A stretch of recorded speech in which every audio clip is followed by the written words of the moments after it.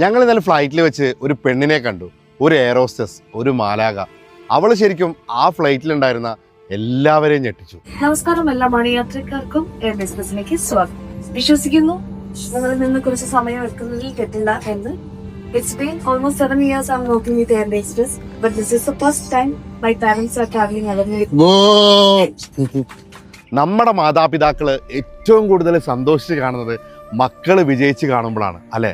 ശരിക്കും ആ അച്ഛൻ്റെയും അമ്മയുടെയും മുഖത്ത് നോക്കിയുള്ള സന്തോഷം അതുപോലെ, അത് മതി.